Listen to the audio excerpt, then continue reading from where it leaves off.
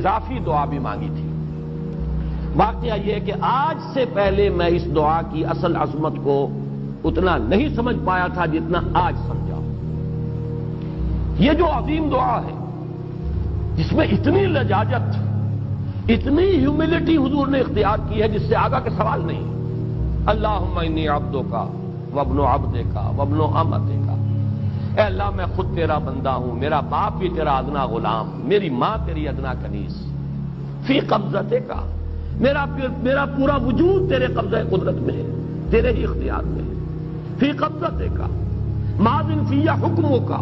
میرے پورے وجود میں تیرا ہی حکم جاری و ساری ہے، عدل فی قضاؤک، اور جو فیصلہ بھی تو میرے بارے میں کرے، جو بھی کرے وہ عدل ہے، انصاف ہے، کہ ہر چه ساقی ما ریخت عین الطاف، ماضٍ فی حکمک عدل فی قضاؤک، ناصیتی بیدک،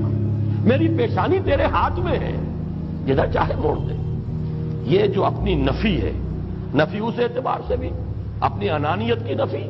انی عبدک وابن عبدک وابن امتک، پھر اپنے وجود کی نفی، اپنی مرضی کی نفی،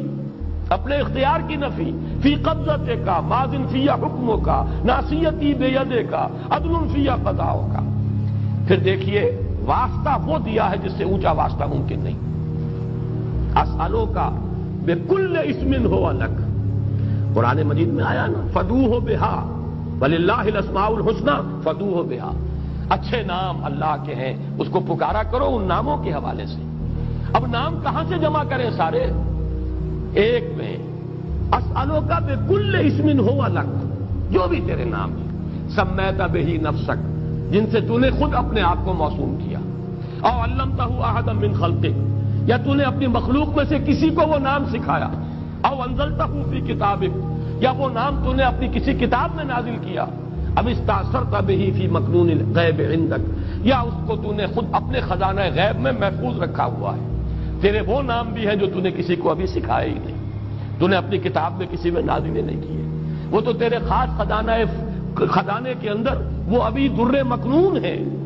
وہ ابھی تیرے پاس موجود ہے۔ یہ اس سے بڑا اب واسطہ کیا ہوگا؟ مانگا کیا ہے ذرا غور کیجیے۔ ان تجعل القرآن ربیع قلبی ونور صدری وجلاء حزنی وذہاب ہمی وغمی،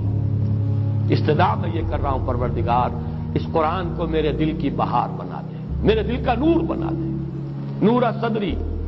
ان تجعل القرآن ربیع قلبی، میرے دل کی بہار، ونور صدری، میرے سینے کا نور، وجلاء حزنی، یہ حزن جو جس سے کہ محمد دو چار ہے صلی اللہ علیہ وسلم، یہ وہ کیفیت جو ہے قبض کی، اس کو دور کرنے کا ذریعہ بنا دے اس قرآن کو، جلاء حزنی وذہاب ہمی وغمی، اور میرے ہموم، میرے تفکرات، میرے غموں کو دور کرنے کا ذریعہ بنا دے۔ یہ عظیم دعا آج سورۃ الضحیٰ پر غور و فکر کرتے ہوئے، ویسے تو میں تقریباً 30 برس سے اس دعا کا مبلغ ہوں، اس لیے کہ جب میں نے یہاں کام شروع کیا تھا لاہور میں، جو تقریریں کی تھی مسلمانوں پر قرآن مجید کے حقوق کے نام سے جو شائع شدہ ہیں، اس پمفلٹ کے آخر میں میں نے یہ دعا درج کی ہے۔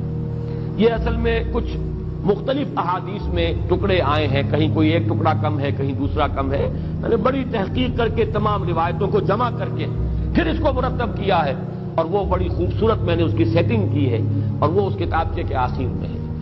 اللہم انی عبدک وابن عبدک وابن امتک فی قبضتک ناصیتی بیدک ماضٍ فی حکمک عدل فی قضاؤک، اسألک بکل اسم هو لک سمیت بہ نفسک او علمتہ احدا من خلقک او انزلتہ فی کتابک او استاثرت بہ فی مکنون الغیب عندک ان تجعل القرآن ربیع قلبی ونور صدری وجلاء حزنی وذہاب ہمی وغمی۔ یہ وہ کیفیت ہے، اور وہ قرآن جو اس کیفیت میں سب سے زیادہ پر تاثیر ہے وہ یہ قرآن ہے، ان دو صورتوں پر مشتمل قرآن، سورۃ الضحیٰ، سورۃ الانشراح، والضحیٰ واللیل اذا سجا ما ودعک ربک وما قلی وللآخرۃ خیر لک من الاولی ولسوف یعطیک ربک فترضی الم یجدک یتیما فآوی ووجدک ضالا فہدی ووجدک عائلا فاغنی۔